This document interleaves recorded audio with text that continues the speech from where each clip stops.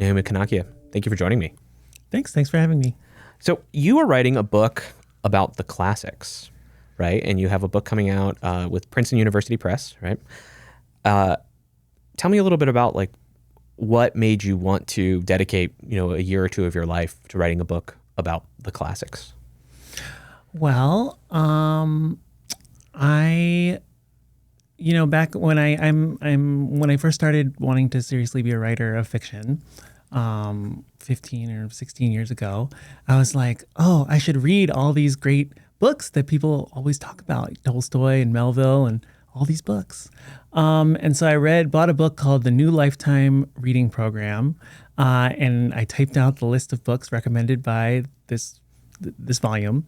And I have now spent, 15 years reading through many of these books. And then 4 or 5 years ago, I started writing some essays online. I had a few essays in the LA Review of Books about reading the classics. And an editor from Princeton Press reached out to me and asked about whether I wanted to do a book.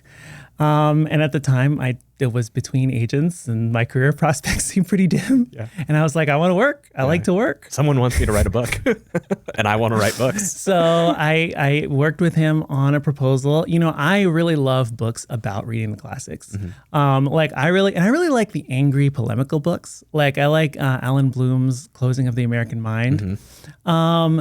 But I do feel like there's a lot of angry polemic in this space. And I felt like there was room for kind of more measured opinions that I do think there are serious critiques to be made of this concept of reading old, like that you should read all these really old classic books. And I wanted to write a book that was maybe took those concerns more seriously and that also had a more kind of conversational tone. Mm-hmm. And that is what I did. So what are some of those critiques that you have in mind that you kind of want to respond to? Basically, a lot of books about reading the classics are defenses of the humanities, defenses of liberal arts education, the idea that, you should think deeply and love nuance. And it's like all those things, nobody's against those things. Yeah. Right? The real question is, why do you have to read Milton instead of reading, a modern author? Why do you have to read Melville instead of reading a modern author? Like, are we really saying like that these old books are the best books and there are no modern books that are good? Mm-hmm. So it's like really a defense of a specific canon of books that I believe is good and that people should read and that people are I would not say undervalued, but I do think you have to it's easier to gravitate towards the contemporary, mm-hmm. And that you have to try a little bit harder to look at these older books. Mm-hmm. And so then, to take seriously some of these concerns. And then the two major concerns are one, like older books are more difficult. They're more inaccessible. And it's not because they're better written, like Jane Austen is much more inaccessible to us than it was to somebody who is a contemporary of Jane Austen. Mm-hmm. Older books are written in a different style because people spoke and wrote in different style back then. Yeah. And then the other main concern is, if you're reading older books have less diversity. Mm-hmm. In terms of, ethnic and gender, sexual diversity, it's a lot easier to assemble a diverse canon of books if you're using mostly contemporary books. Yeah. And yet, despite those criticisms, you're going to make the argument that it's like worth reading these old books. Yeah. So I assume for part of that project, you just had to go back and like reread a lot of books. Was that part of the research, or was it just drawing on what you've been doing for the last? Not really. Okay.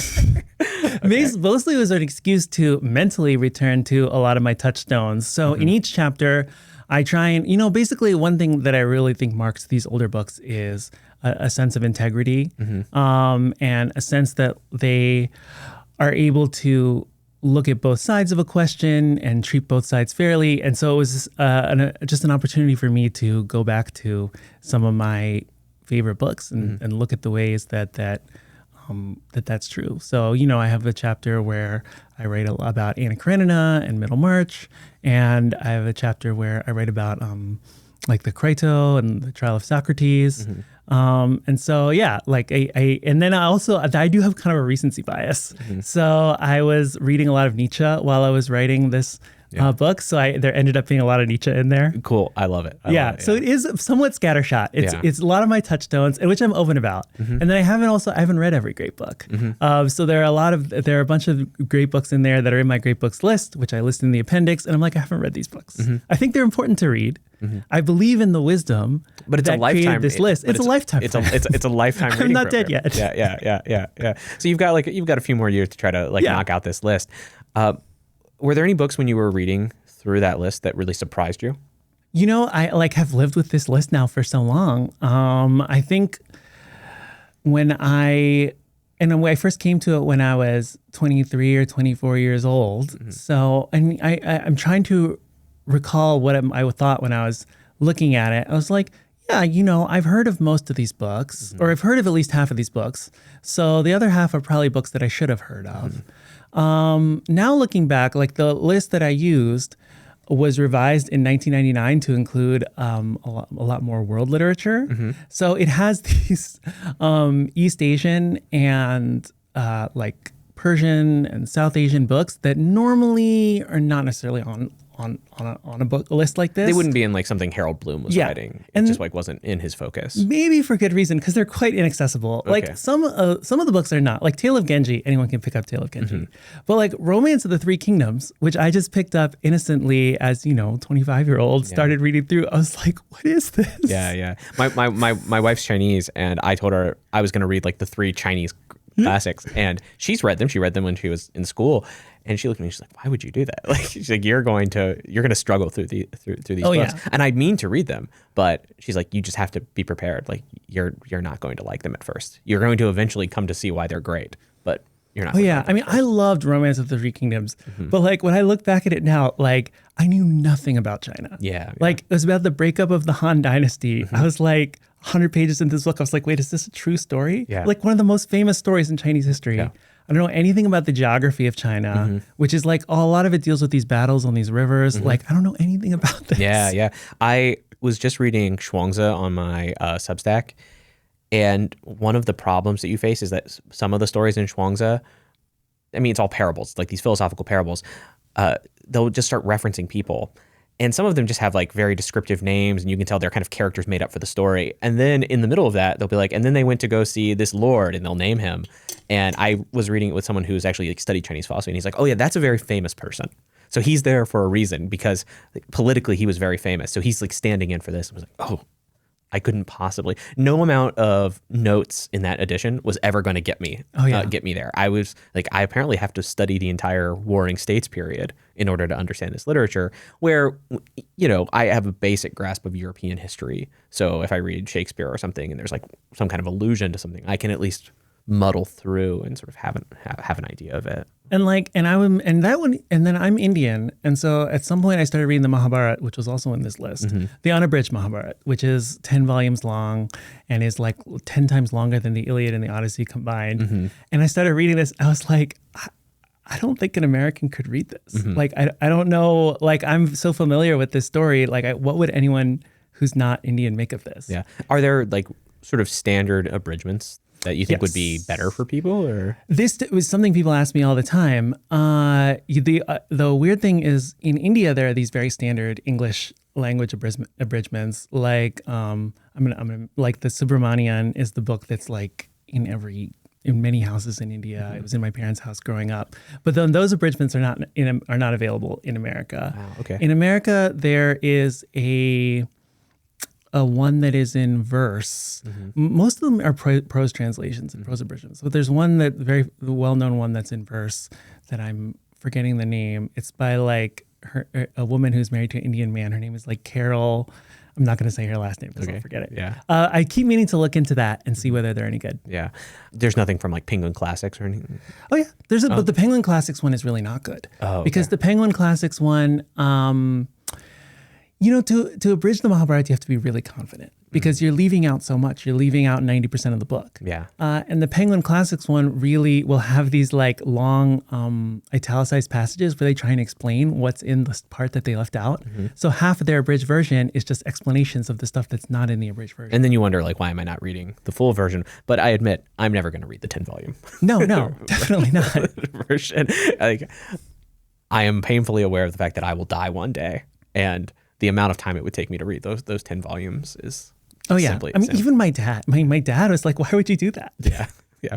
And so when I asked you though about the books that surprised you, I don't just mean like why are they there. I think one of the striking things about reading books that make it onto like the canon or like these lists of classic books is that oftentimes they're really weird.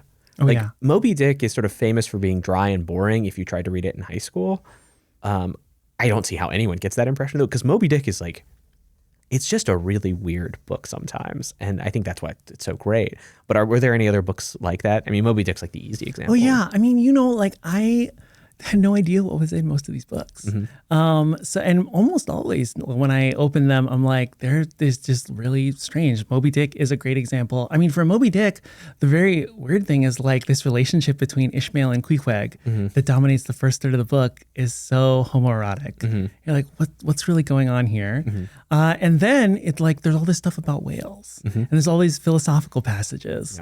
There's one chapter in Moby Dick, I can't remember the number, but it's just like the character is just crying out because there's too much wind. Yeah. But it's just like, it's a single paragraph and it just appears in the middle of the page. And there's also a chapter about like historical depictions of whales and like a lot of whale facts. Yeah. And then at one point I went back and was like, how did contemporaries view Moby Dick? And I guess because Herman Melville had been a writer of travelogues that were, or like, travel narratives that were often billed as being true, although it's arguable how true they were. A lot of people were like, they read Moby Dick to learn about whales and the whaling industry. Yeah. And like, so they found all like the whale facts to be like, they liked that. Yeah. They were like, but why is it wedded to this weird Shakespearean plot? Like with this Captain Ahab who's so obsessed and like doesn't talk in real language. So their view, like the stuff that is weirder in Moby Dick to them is not necessarily as weird to us. I'm glad you said this because I have this one friend who hates most classics, but he loves Moby Dick. And when I was like, why do you love Moby Dick? He's like, I just love whales. He's like, and I just wanted to learn about whales. I'm like, but like the whale facts are like made up and it's probably not the best of it. You could read a history of whaling if you really, and he's like, I don't care, man. I just love whales. Which I don't know. I guess that's a reason to read Moby Dick. Apparently it was a historical reason to read Moby Dick. It's not the reason I would read Moby Dick. No. I'm like, why do I know so much about a whale ship in 1850 versus other topics I'd probably care a lot more about. Yeah. What were some books from that list, though, that disappointed you? Were there any of them? Yeah, there were a few. I would say, actually, Moby Dick, the first time I read it, I found myself a bit bored. But I reread it earlier this year and had a lot more appreciation for it. I would say Don Quixote is tough. Maybe in the original Spanish, because I read everything in translation. Yeah. Maybe in the original Spanish, it's better. But, Don Quixote is by volume is primarily composed of these like interpolated novellas that are not about Don Quixote and Sancho Panza. There are these other stories that are just being told in the story. And most people agree that those stories are a bit of a slog. Yeah. A modern editor would have cut a lot from Don Quixote. There are abridged versions. I tend to avoid abridged versions because I'm like, how many times am I going to read Don Quixote? Like I want to get the full. Yeah. And usually I'm happy I didn't read the abridged version, but in that case, abridged is probably better. Oh, I just mean also, if you could imagine a contemporary Cervantes like going on submission, an editor would take their red pen out. Well, maybe, but I think like the interpolated stories were probably like very to the taste of a contemporary audience. Oh, okay. Like those romances. Yeah. And so they probably enjoyed them a lot. Whereas like if you were to do a modern version, the interpolated stories would all be like, like a romantasy, like an orc romance in there. And then maybe people would love them. Yeah. But 200 years from now, you'd be like, I don't get it. So you mentioning that, this actually brings up something that I think is very interesting about what you write about on Substack, is that you're writing about the classics and stuff, but you also seem very kind of keyed into the weirder parts of online writing, the worlds of romantasy. That's actually not the weird part anymore. It's dominating, but Kindle Direct romances, we talked about that briefly, or fanfic, which has some kind of taken over parts of publishing. So I don't know, how do you balance being this person who reads the classics and like I feel like there's like a type of person who styles themselves as like reading the classics, and then there's like a type of person who styles themselves as like loving fanfic. But you seem to be kind of like being comfortably sitting in both worlds, or are you just always uncomfortable? I do feel uncomfortable, because, okay, so my background is that I started off, as a kid, I only read science fiction and fantasy books.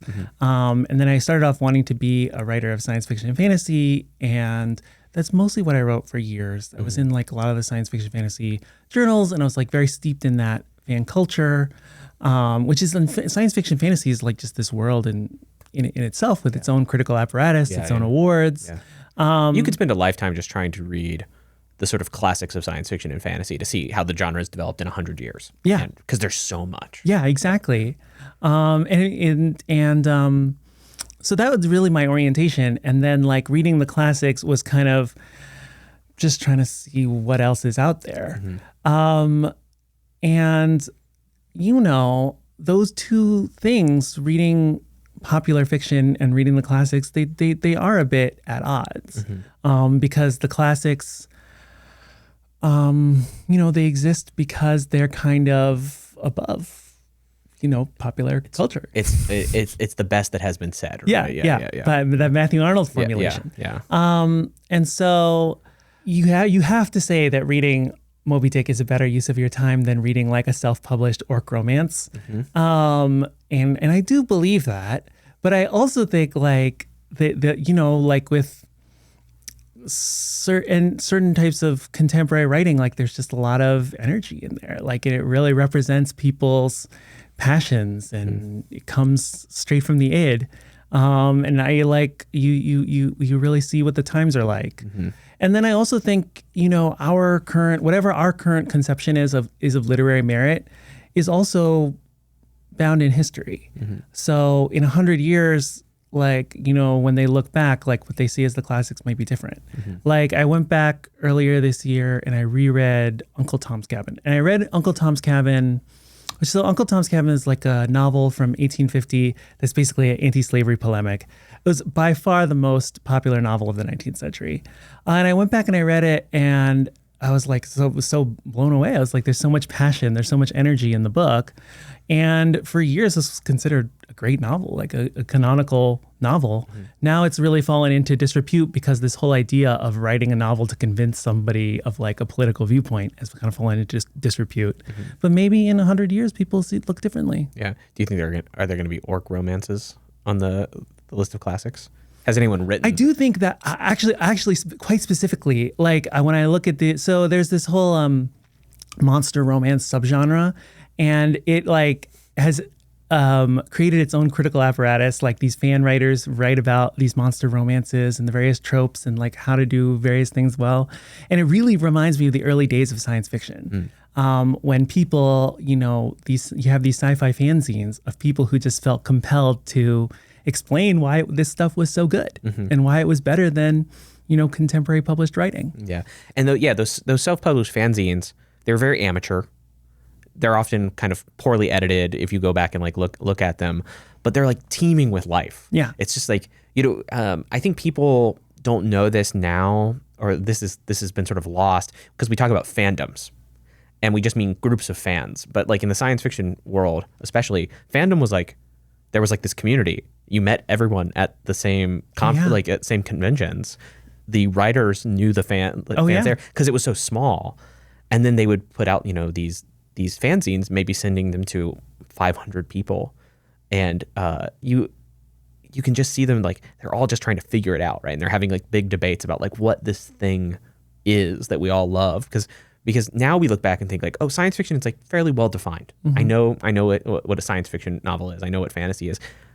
But those were all like live questions for writers and critics of science fiction. But it was like sort of live questions for just really passionate fans for a long time. Yeah. And they, preserved those early classics because a lot of those novels and stories were in these pulp journals that were disposable, that they came out, they often didn't get reprinted in books. There wasn't really like a science fiction publisher back then. So you read it in the journal, and then it was done. Yeah. And so then in fanzines, they talked about these stories for decades. And then in like the 40s and 50s, they finally there was Gnome Press was one of the first ones, was a reprint publisher to reprint some of those old stories. And without that effort, we wouldn't have science fiction today. Even in going into like the 70s, Ursula K. Le Guin's first novel was one half of an Ace double. I don't remember the exact phrase they had, but Ace would publish these books, right? And to save money, there would be one book on the other side, and then you'd turn it over, and there would be another, and it would be these little, we'd call them novellas now, they'd be short. But Rocannon's World was just one half of a book because they thought, could it really sell? And now Le Guin is one of the most extensively published writers in the Library of America. There's like seven Le Guin volumes. But for a very long time, it was just, it's being printed on cheap paper and with bad margins because we're just going to shove it in as much as we can just to get the story out there. Yeah. So you do think like one day people are going to look back maybe at some of these monster romances or anything. Do you actually read the stuff, or do you just kind of follow the discussion? I follow the discussion. I have a limited amount of time with monster romances. Like I have been tempted to try because I got into this. There's this newsletter called Monster Romance Reviews, and so that's how I've been learning about it. But no, I'm not as up. For a while, I used to really try and keep abreast of all the bestsellers. But that also I read like Hunger Games, and I read all these books. Yeah. But then I think with 50 Shades, I tried to read it and I did not like it. Okay. And then I was like, okay, no. Was it just poorly written, or was it too? It's quite bawdy, or? Normally when I think normally when I start reading a bestseller, I usually open it and like I get it. Like with Twilight, like I opened it and I was like, oh yeah, this girl is so like she's kind of depressed, but like there's a guy who loves her and sees that she's really special.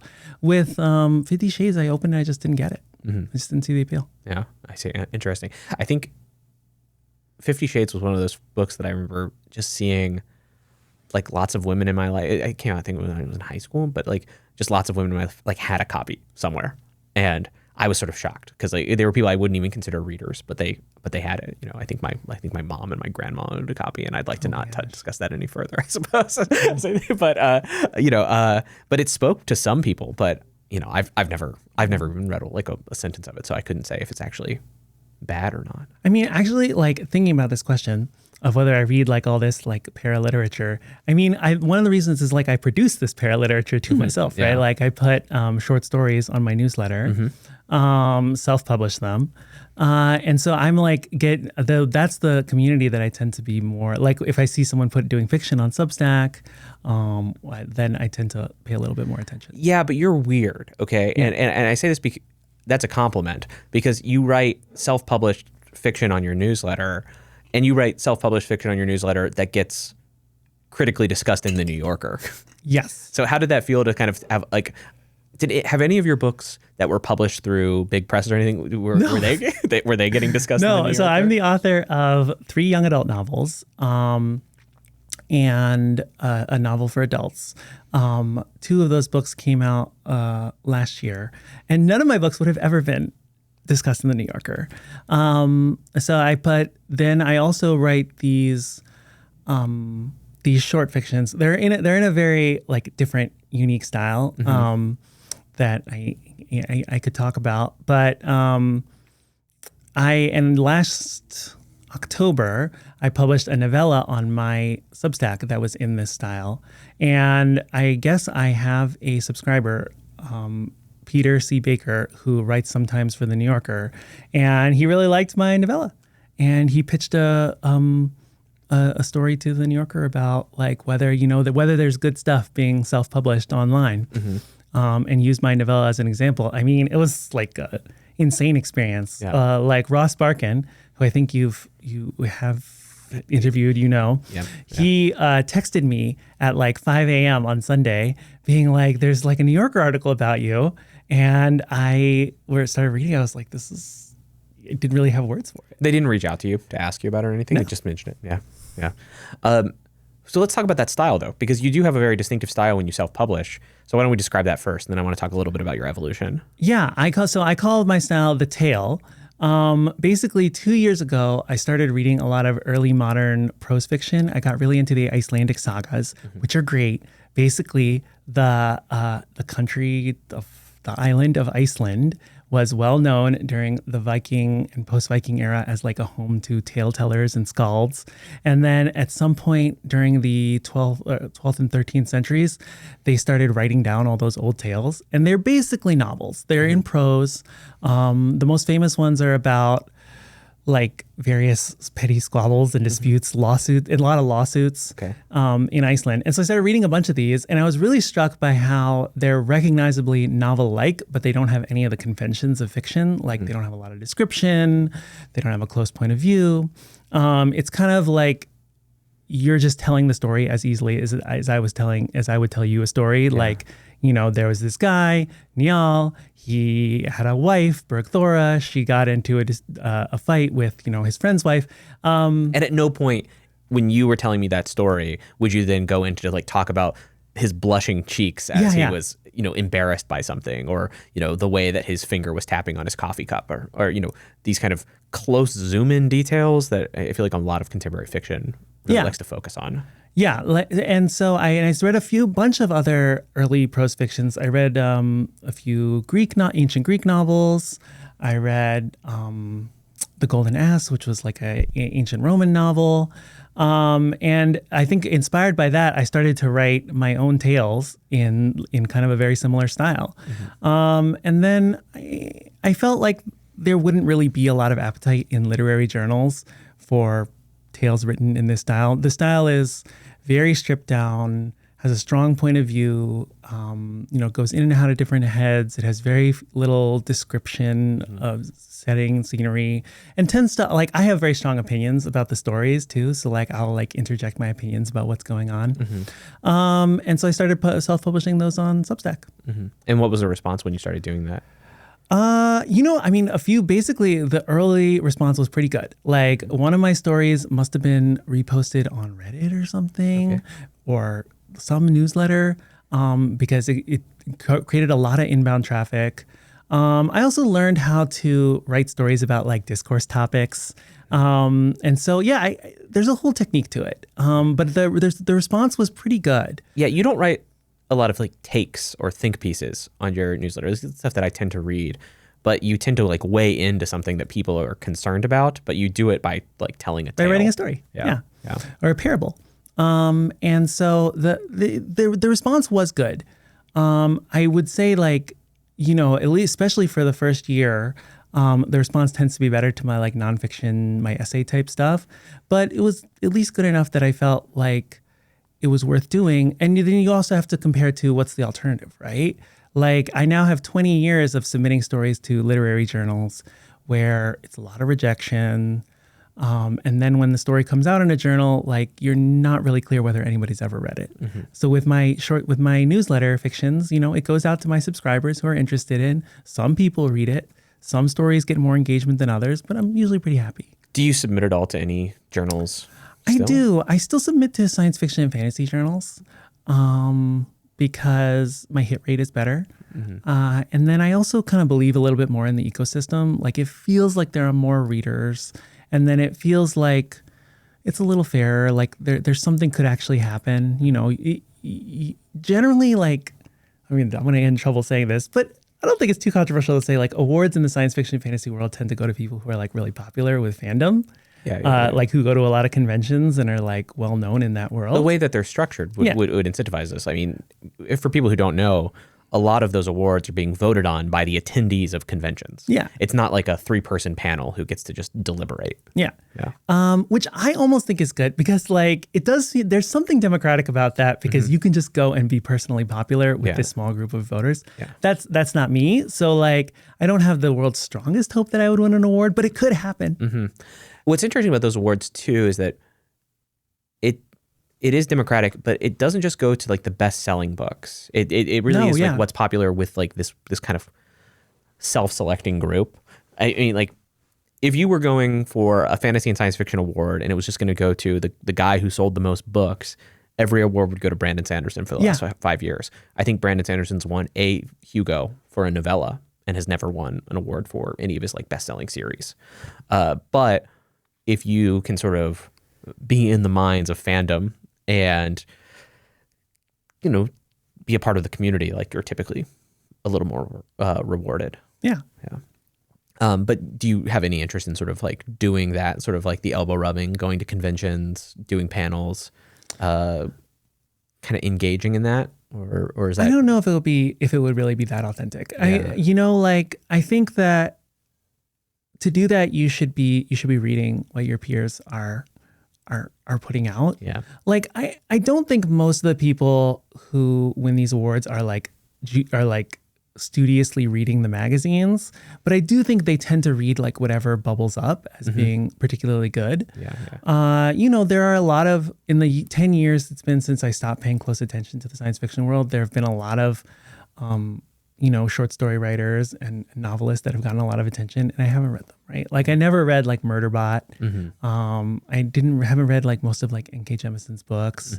And so I think if I was gonna like really like get back into that world, I would have to really like with the newsletter world where I'm part of, I read like whatever bubbles up and like gets buzz, I read it. Yeah. Because that's my community. Yeah. And I'd have to do the same thing for science fiction. Well, how have you found sort of building a community online amongst not just your readers, but like other writers? Because I think that's one of the more interesting things about what's happening on Substack now. I mean, this podcast wouldn't exist if it weren't for the fact that like Ted Gioia had like found some of my writing and had wanted to reach out and get lunch sometime. And I interview a lot of people. I bring people in because I read the stuff that they post. I mean, how have you been sort of navigating that? I mean, it's great. I really enjoy it because, the books that I enjoy reading about for fun, that I enjoy reading these days for fun, with the place where I'm going to find a lot of people online who want to discuss those books is on Substack. So it feels very natural, like I'm consistently surprised by the things I can post about on Substack where I'll get, 15 people being like, I love that too. Yeah. Like I was posting about Winesburg, Ohio, a short story collection by Sherwood Anderson. This is 100 years old. I mean, I'm reading a Library of America edition, so it's not obscure, but like I was quite shocked by the number of people who came out and was like, Winesburg, Ohio, my favorite book, love Winesburg, Ohio. Yeah. There's a decent amount of stuff in the Library of America that if you try to talk about just in literary conversation, people are like, oh yeah, I've heard of it. Yeah, but that's kind of what the Library of America specializes in. Yeah. But they're not like, oh yeah, of course, I've been reading everything by Sherwood Anderson this year. Yeah.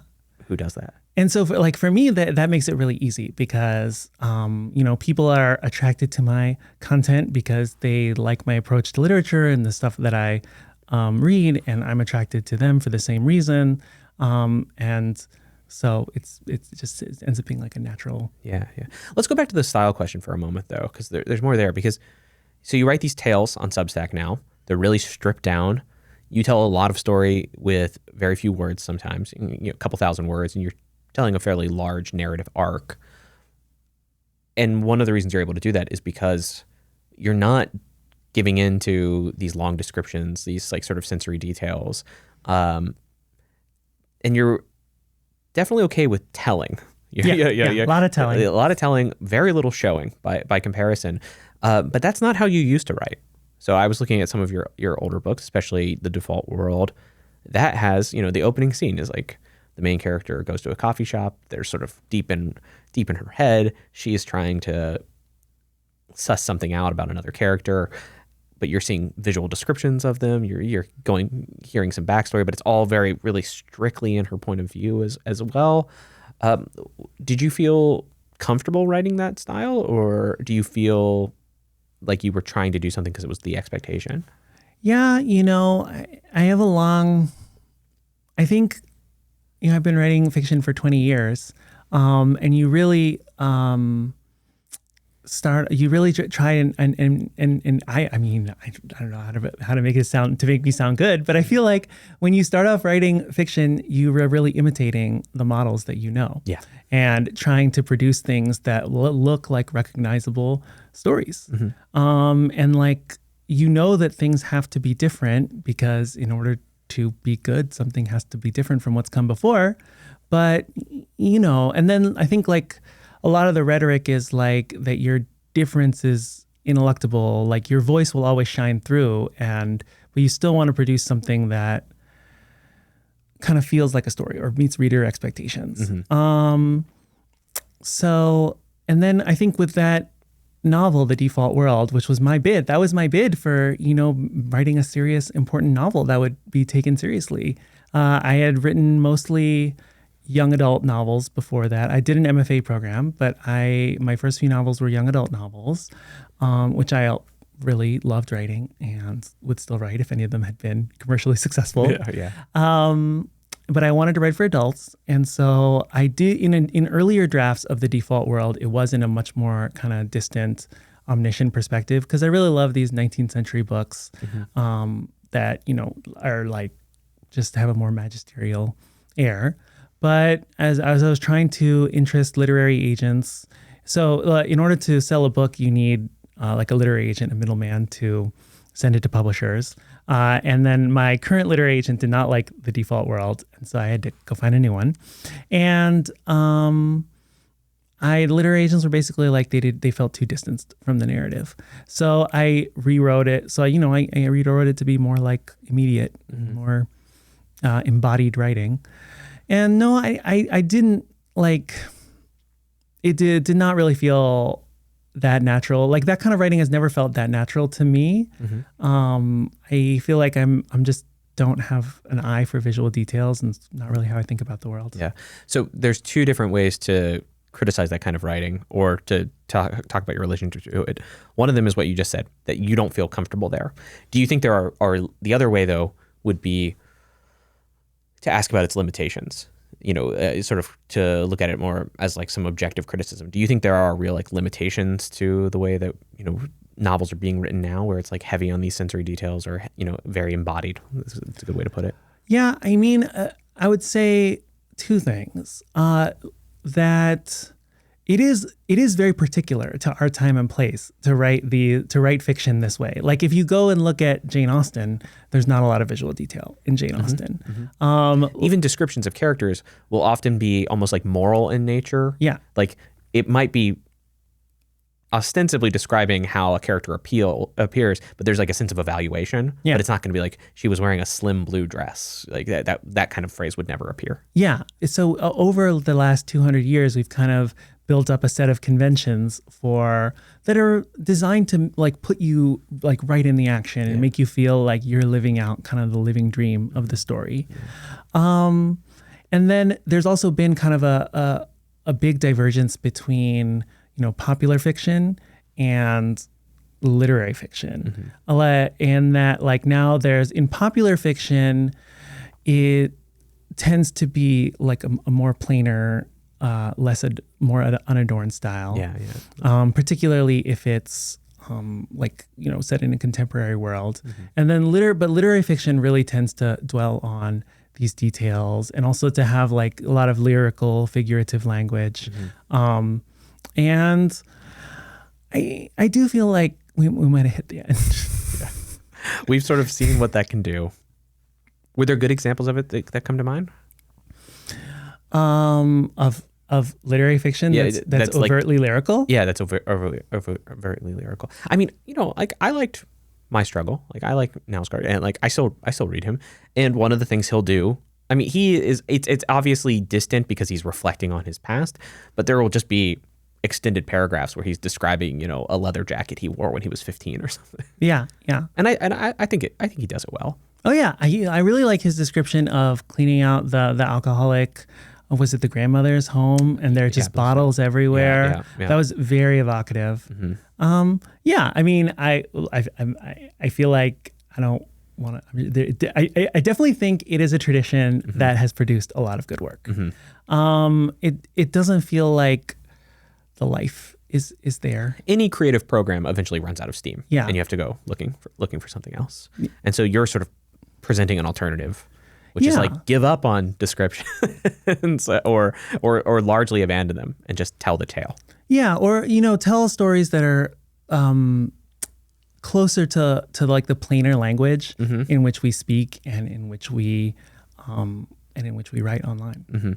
It does allow for a driving narrative pace, because you can skip forward 5 years in a sentence and it would be fine. Where I think modern instincts are very much to give a scene, and then if there's a 5-year jump, to give another scene, and you'll have to really describe the difference in embodiment or the difference in environment, and that's how you translate the difference here. Where the way that you're writing now, I would just say 5 years later.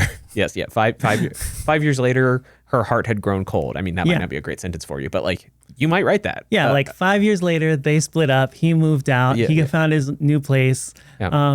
Like I just like whatever's happening, I just say what's happening. Yeah.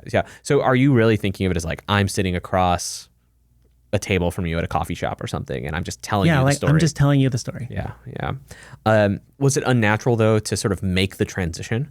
It was not because it also coincided. I'd mostly been writing novels, and so when I wrote these tales, I was returning back to the short story form, and then like I basically got really, really depressed last year after my 2 novels came out, and the sales and the critical reception weren't really in a place where I felt like a publisher would be excited about more work by me. So I was kind of like, oh yeah, my career writing books, novels for publication that'll appear in bookstores is over. Though we saw 3 copies of your book at Book People here in Austin. I know, I was very impressed. Yeah. Whenever I go into a bookstore, I look for copies of my book. Usually there are none, but at this bookstore in Austin, there were 3. Yeah. We should have asked if you could sign them. I hate doing that. I feel like it's too much. I would have gone to the counter for you. Yeah, so I felt really depressed, and so writing these tales was a way for me to, it really felt like I was getting back to why I had started wanting to write, which is just to tell a story, and then posting them online. I'm like, oh, I'll just connect with whoever's interested in this. Like, I don't have to be so concerned with other people's judgment, like persuading an editor that I'm good. Like I don't have to persuade anyone I'm good. Yeah. If they don't like it, they just don't have to read it. Do you think that was really helpful for you, like to kind of reach a point where you just didn't have to care? It was great. It's been great for me. It continues to be great. After my first novel came out a few years ago, I had years of writer's block which is very common after your first novel comes out. Because I was just worried about for everything I wrote, like what would my agent think? What would my editor think? And then you send things to your agent and editor and they don't like them. Yeah. And then you're like, it just kind of builds and builds. And so to kind of give up on the expectation of like some sort of fruits flowing from my fiction made it a lot easier to write. Yeah, let's talk about this, because for people who aren't in it right now, or maybe just read, great thing to do, but I don't think they realize when you're trying to write for an audience and get it published, essentially the publishing industry has just a series of filters, and you just have to get through each filter. Your agents are the first one. You query agents and you see if they like it. Then you actually have to get through your agent to say that it's ready for submission. Then you go to editors. And once it's there, you see if any editors are interested, but you need to get through their preferences too. And then you need to work on the novel. So writers can very easily train themselves to start anticipating those filters to try to get through them as quickly as possible. But I know a lot of people who, as soon as they start thinking that way, find it really hard to write. Yeah, it is really hard, because when you're first starting off writing and before you get very close to publication, you kind of just sit down and you muddle through. Like whatever you think a good story should be, you try and produce that. Yeah. And so you're really like only you're only at the mercy of your own mental model for what is good.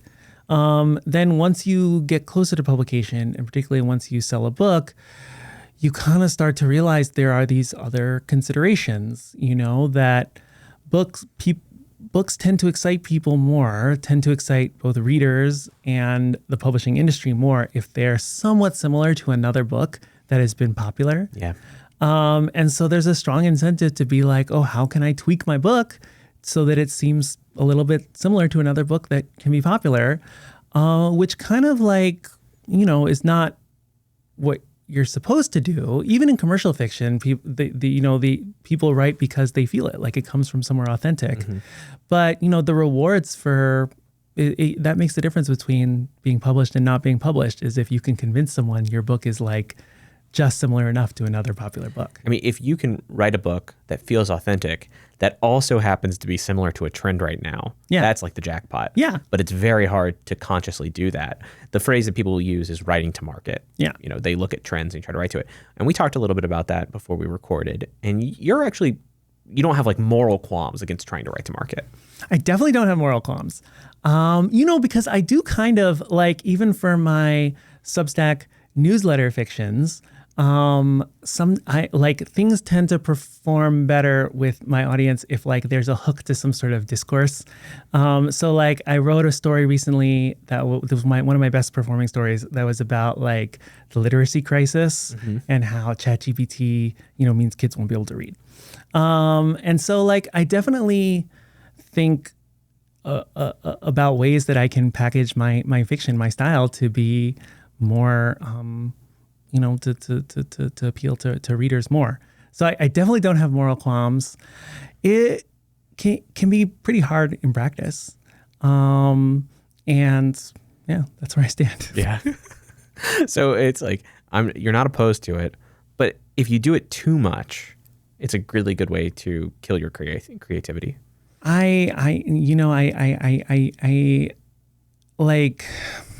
is hard. It is hard. I would say I'm generally in favor of writers thinking about, out of the slate of what they're able to write, thinking about which of these ideas or concepts might be more marketable to publishers and to agents. It can be hard because especially aspiring writers don't really know the market that well, so they don't even know what is more marketable. And then the market also changes a lot. First-time novelists especially seem to really hate the fact that they have to give comps. Yeah. Like say, my novel is like these 3 novels.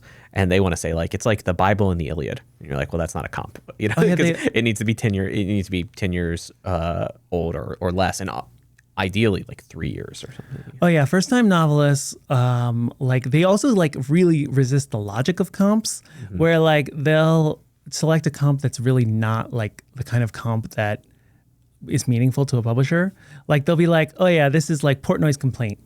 It's like, well, Portnoy's Complaint, and they'll be like, what? Portnoy's Complaint was a bestseller. Like that sold really well. It's like, okay, but it's 60 years old and it's Philip Roth. Yeah. Like you need a comp that's like a little bit more like a product. So like you don't want a comp that's too distinctive. But then, I also sometimes feel like a hypocrite because I'm like, oh yeah, people should, think about what the market wants, but I don't think about that much. Like, like if I was really thinking about the market, would I be self-publishing my fiction online? Like what I do is so uncommercial. Like I literally can't find anyone to pay for it. I give it away for free. This is an interesting tension then, because you are not opposed to writing to market. You've tried to write to market. You did better when you stopped writing to market. Yes. People actually wanted to read it more. I think that's a good lesson for people, or at least to... It's definitely a good lesson. Yeah. That it can, I think that when I was reading the stuff that you didn't write on Substack, the stuff you published before, where you kind of you were very self-conscious when you were writing it, right? I was like, the really confident Naomi Kanakia that I've become used to isn't here. Yeah. It just didn't feel like it was there. Where when I read these tales, it's like, this is exactly what Naomi Kanakia wants to be saying. Yeah, I think like basically with my first book, my first young adult novel, Enter Title Here, it like kind of came out in like a blaze of passion over, I was on winter break with my family. And I just sat down and typed it, and like all kind of came out of me in a burst of inspiration. And I really felt like that book was perfectly right and good. I still really liked the book. And then that kind of never really happened again, and I had to learn how to write in different ways. But then when I was starting to write these tales, I was like, oh, this is the same. This is just like that. Yeah. Like it's kind of like a bow shot from the arrow. Like it just hits the target, and it feels like so unself-conscious and natural. And I really felt like if I started, trying to submit this to literary journals and like interest publishers in it, then I would get really self-conscious. And so by the time that feeling had rolled around again, I really, I really prioritize preserving that feeling of inspiration. And so that's really my main priority, is just like preserving the wellspring from which I write so that I can keep doing what I do for as long as I can. Yeah. How was it writing young adult fiction in particular? Because this is a world I'm not really familiar with. I read the first Hunger Games book because I kind of wanted to see what all the fuss was about, and that was years ago. But I haven't really read a lot of young adult fiction. And what made you want to write in that sort of what do you call it, level? It's not a genre, right? Is it would you say it's a genre? Like, how do you describe it? It's genre. It's a shelf in the bookstore. Yeah. Okay. And there's young adult presses and imprints. It's a whole world. It's like science fiction. Like it's a whole world. Yeah. Or what it's more like Christian music. Like, like Christian music has its own version of like every pop genre. Like there's like Christian rap and like Christian metal. Yeah. Similarly, like young adult, like there's, YA romance, YA thrillers, like YA fantasy. So it's like a whole world inside young adult.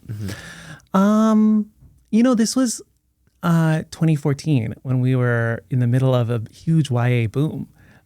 So if you wanted, everybody knew that like it's easier to sell books as young adult books. I had come from the science fiction fantasy writing world, so I really had no objection to writing commercial fiction. And I wrote a book, and I think like with that enter title here, it was actually weird because that was the first contemporary realist like fiction I had ever written. Before that, everything I had written was science fiction, but this book, enter title here, was about a girl who gets caught at a high school, who gets caught plagiarizing an assignment and loses her valedictorian title. And so I was like, yeah, like this, it just seemed like a young adult book. And that's how I pitched it to my agent, and that's how it sold. So you just bounce around from genres and styles and marketing segments kind of freely. Yeah, I guess. I mean, there hasn't really been a plan. Yeah. There's been no plan. Yeah. With science fiction, I kind of have never been able to produce a novel, like a novel length science fiction. So it kind of felt like my future in the genre was limited. Sometimes I do have fantasies like maybe I should have just stayed a science fiction writer for 20 years and then stayed in that world, but that's gone. And then with young adult, my books were just not, like they were not what people wanted. They're not what readers wanted. And so I was never really able to like give the young adult readers what they wanted. There's a stereotype that YA readers are all adults that is not really true. Like there are a lot of teen readers, even the adult readers tend to be like in their younger 20s. And yeah, they kind of tended to feel like my books were like too bleak. Oh, okay. And so then I was like, oh yeah, literary fiction, like that's where for adults, like that's where my bleak viewpoint will find a home. And then I, wrote the default world, and then that also didn't really hit, and now I'm doing a new thing. Yeah. Okay. Does that bleakness carry through in all of the tales that you've been writing? No, I have a much more positive outlook on life now too. That's another strange thing that's happened. I think like I don't know what it is. I kind of like, I used to feel, and I joke about this on my Substack a lot, because I'm friends with a lot of men who are basically trying to write these novels that are about incels. Okay. Like guys who are like angry and bitter and like they can't get laid and are just like, just hate the world. And that's kind of like Jean V, my default world protagonist, is a lot like that. And so I've like experienced like trying to interest people in that worldview. And I was like, maybe there's a reason people are not interested. This is just not like that compelling. Like we all know what it's like to be like angry and bitter and hopeless. But certain books do hit like that. A Little Life is bleak. A Little Life it's a wildly strange book. I mean, it's very bleak. It is definitely very bleak, but like it's also about friendship and love, and it's got more going on. I agree. I think like I have like kind of like that bleak, bitter, astringent quality to me, but like, toss a guy a happy ending at the end. Yeah. Okay. Like there's no reason people can't fall in love. And statistically, all these incel guys in like 10 or 15 years are gonna be married, have kids. Like they're not gonna be incels forever. Yeah. They're gonna end up kind of as happy as average. Yeah, they're gonna at least get to average. Yeah. Yeah. So let's talk a little bit about publishing. Yeah. So you've had to kind of navigate going to different publishers, going to different agents. I don't know. Give me the really short version of your story navigating the publishing world. I mean, I've had a lot of ups and downs. Yeah. So when in 2013, I had a different, like a science, more like, it was like a dystopian book. And then that's how I got my agent. I queried like 100 agents. And then I was in a contest. I put the book in a contest. I came in second in the contest. The winner of the contest introduced me to her agent, John. Then he's the one he sent that book out. It didn't sell. Then he sold Enter Title Here, my first young adult book, in a 2-book deal to Disney. And it went to auction, and I was like, oh, I'm launched in the world. Yeah. And then Disney really they did not like any of my ideas for a second book. And finally, I ended up turning in a second book that they really did not like, and they canceled the book deal. And we're like, we're not going to put this out. So I lost my book deal. That agent fired me because he'd basically lost faith in me. And then that book that they didn't want to put out, I went and found another agent, sold it to another publisher. What happens when a publisher cancels the second book in a 2-book deal? What's that like? Well, so they in a 2-book deal, they pay you a third of the advance. The advance is split into two parts. Each is assigned to each book. They pay you a third of the advance for the second book on signing. And so they had paid me a third of the advance for this second book. They hadn't paid me the rest of it. And so when they canceled the book deal, theoretically, I would have owed them back the money that they had paid me. But in practice, you can almost always get a publisher to forgive that because they're just happy to be rid of you. Yeah. It's sort of a kill fee. Yeah. Like they're not going to make you $16,000. Not going to make you pay them $16,000. And so, then I found another agent for that. He sold that book. That book got involved in it was, I'm not going to say it was canceled, but remember 2020, right? Yeah.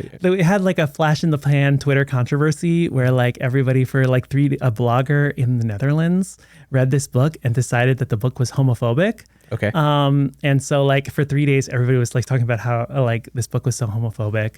And then the book really didn't get reviewed that well. And I found the experience very scarring.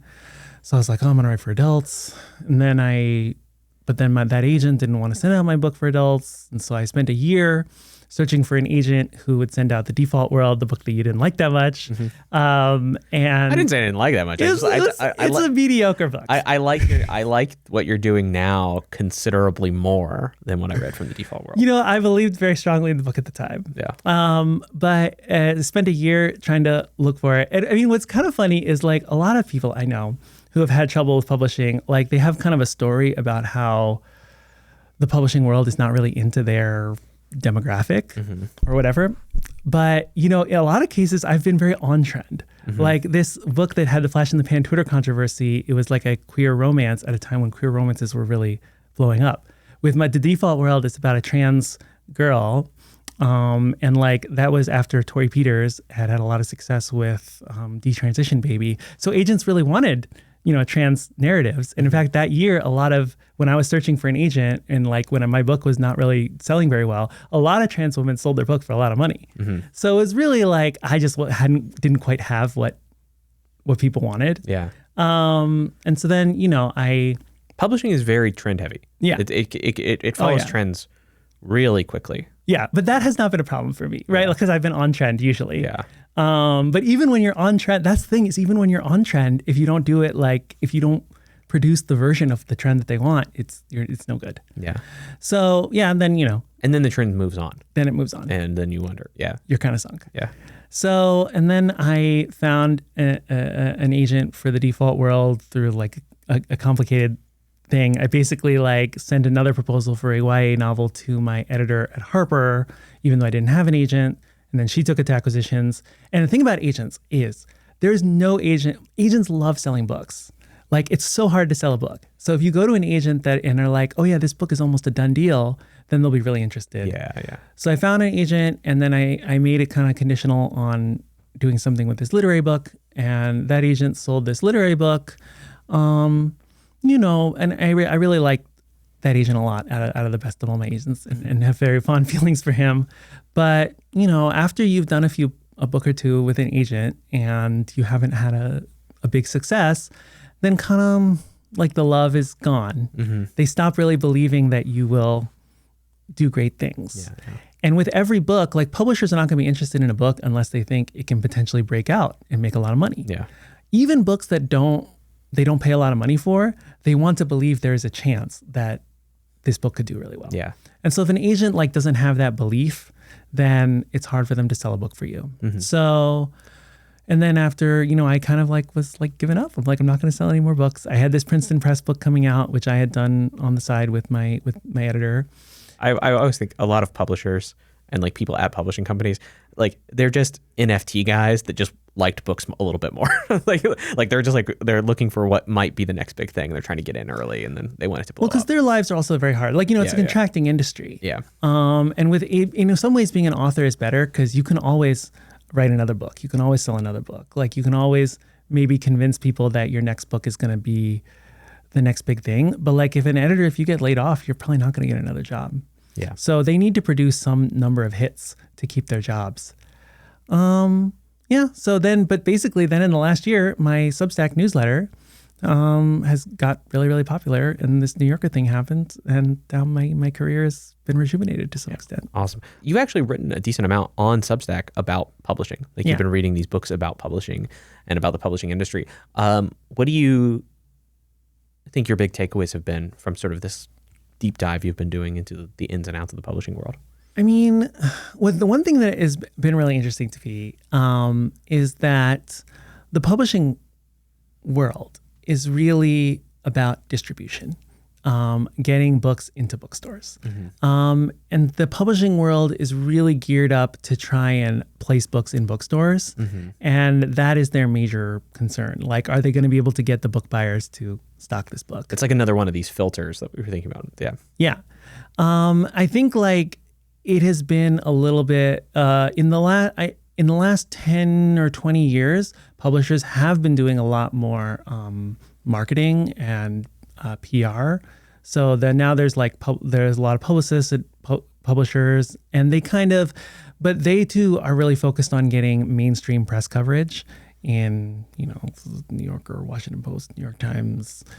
And that press coverage is really dwindling a lot. Mm-hmm. So that half of it has really kind of fallen apart, and publishers are kind of in a difficult spot where the levers that they used to use to make big books, to create a really big book, have kind of gotten a lot more difficult, because there are fewer chain bookstores. So you used to be able to if you could get Barnes and Nobles and Borders to make a big order, then that would be it. But now there's more indie bookstores. Those big accounts are less important. Mm-hmm. Amazon is big, but they'll just stock as many books as they need. They're not, going to buy 10,000 of your book.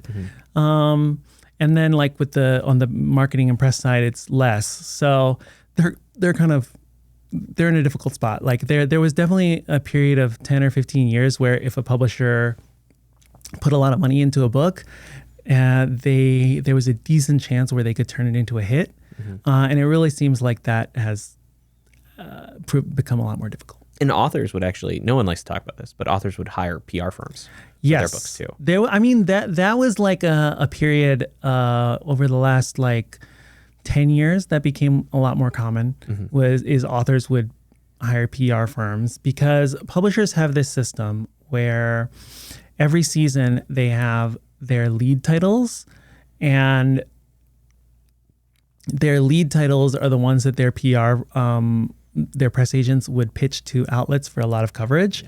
And even amongst the lead titles, the press agents would concentrate on a few of them. Mm-hmm. And basically all the outlets knew those are the important books to cover. Mm-hmm. And so if you hired a private PR agent, you could kind of mimic that feeling of being a lead title. Mm-hmm. I'm actually hearing about this book. I'm getting emails about this book. Maybe it's worth covering.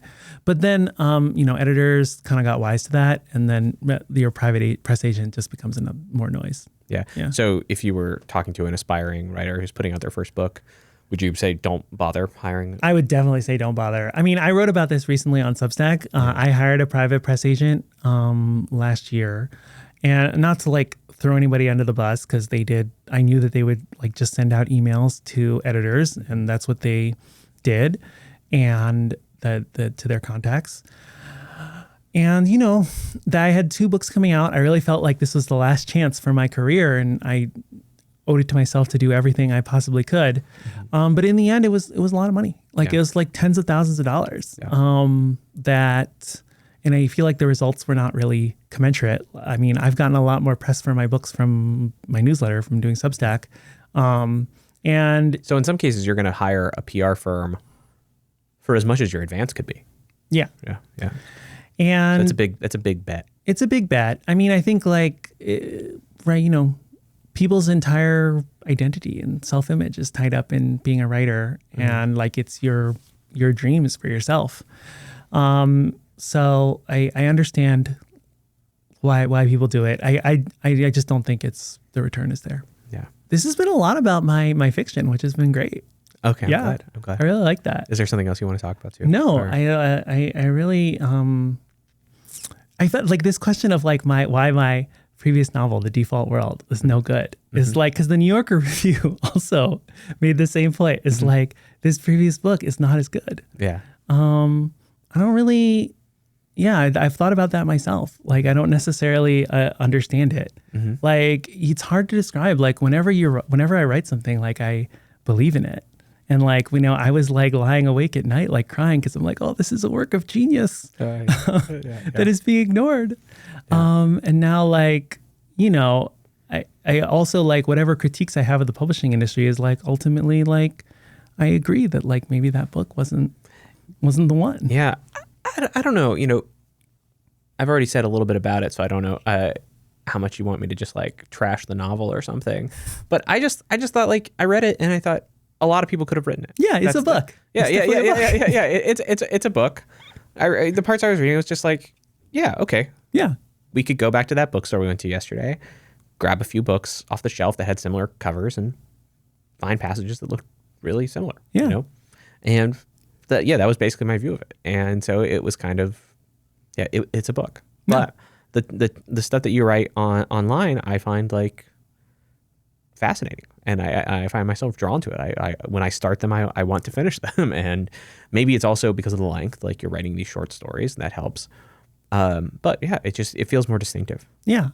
And with the online stuff, it's just like, it's immediately different. And it's even so different that it's impossible. It's very hard to say whether it's good or bad. Because it's like, by what standards would you even judge it? I think like with trans books, like, there's like just the trans version. It's like Christian music. There's like or YA. It's like there's the trans version of everything. Like, I read a book earlier this year, which I enjoyed, called Woodworking, which is basically like trans women's fiction. And then there'll be like a trans science fiction, and like my book was kind of like a trans Sally Rooney book. And so that's kind of like how you sell a book. Yeah. So with Christian music, right? If you're like, there's rap and there's Christian rap, the implication is that there's rap and there's less good rap. Do you worry about that if you start just categorizing other types of fiction like that, like trans fiction? Like, it's like there's literary fiction and there's transliterary fiction. Do you worry that ever there's going to be that implication, even unintended, that it's just like the less good version of it? Like, if it were really great, they wouldn't even bother putting the word in front of it. I mean, kind of. Well, like with Christian rap, it's basically, or like Christian music, basically there's this audience that only wants Christian music. And I guess like the implication is that no matter how good something was, if it wasn't Christian, they wouldn't listen to it. Yeah. At least that audience exists, though. With trans stuff, like, does the audience really exist? Is there an audience, like a trans audience that's like so hungry for like a trans women's fiction? Or, I basically, over the last 10 years, was kind of this diversity audience that like really wants like diverse things. But I think like that diversity audience has a lot of, I don't know, they have a lot of requirements. And I think like, just like the Christian audience has a lot of requirements. And so if you're writing to that audience, it can be hard to be good. Well, tell me about anyone else that you find exciting that you're reading on Substack. I mean, well, we talked about him a bit. Alex Serrando. Okay, yeah. He is great. Yeah. He's so good. Yeah. I sent him a text last night and just said, every time I bring a writer into town from Substack, they bring him up without me mentioning him. Yeah. Oh, yeah. Because okay, when Substack started to take off, like our little corner of Substack is like, there's a lot of people on Substack who are like Junot Diaz or like Sherman Alexie, people who have reputations off of Substack. Yeah, yeah. And there's people like me who like our reputation is mostly from whatever's happening on the platform. And then like in any like literary scene, like some people become stars and achieve like some enduring success beyond it. Yeah. Like, and if you look at like the previous generation of writers, there are people like Gia Tolentino, like started writing for, I'm going to get it wrong, but like for like Jezebel and stuff like that. So like from that world, some people became stars. Yeah. And so you always are like, who's that person going to be from our little corner? Like when we're done and like it's all gone, in 10 years, will they be like, Alex Serrando is the person from that world? And I was reading him when he had 100 subscribers. Yeah. I feel like Alex will be that person because, he writes two things basically. He writes these like long, deeply semi-reported literary, like wildly like maximalist literary criticism pieces, like on William T. Vollman, that's like 11,000 words. Yeah. And then he writes these short, like punchy lyric essays that are just kind of unlike what anybody else is writing. I love him. I love Henry Begler, who is another literary critic on Substack. I've actually learned a lot from Henry. I copy Henry. I steal from what he does because he does this thing where like he'll take a writer everybody's heard of, like J.D. Salinger, and then he'll read like a significant part of their oeuvre and then kind of like judge them, but in a much more conversational way. It's kind of like if it's somebody who was good enough to write for the London Review of Books, like didn't have all the baggage of like having to impress people, that they're like a London Review of Books writer. He's really great. I feel like those two are the ones that stand out. Like it's like we'll be hearing more from them. Yeah, I'm friends with Serrando, and I'm always just like excited to see whatever he puts out, whether it is like these like longer profiles. I know he's working on another one right now, and it'll be great, I'm sure. And I get to hear like little vignettes. He's like, I think this is going to be in the piece. I'm like, that sounds great. Put that in the piece. And then he also writes, he has a novel out, Cuba Fruit, which I was like an early booster of, and like I absolutely love. And then like these essays that he writes are like made up of vignettes of his time working at Trader Joe's, basically. So he's taking what seems kind of like mundane scenes. I think one piece that really blew up for him was just a description of different people's like phone lock screens. So old lady's phone lock screen. Yeah. And he's just like writing about it, but he can just like draw so much out. Or in his Vollman piece, no, not his Vollman piece, the Daniel Lusky piece that he did. Oh yeah, that was wild. Half of it's about Borders, about Borders books and music, and like the downfall of Borders and the way that Amazon was able to like scoop Borders.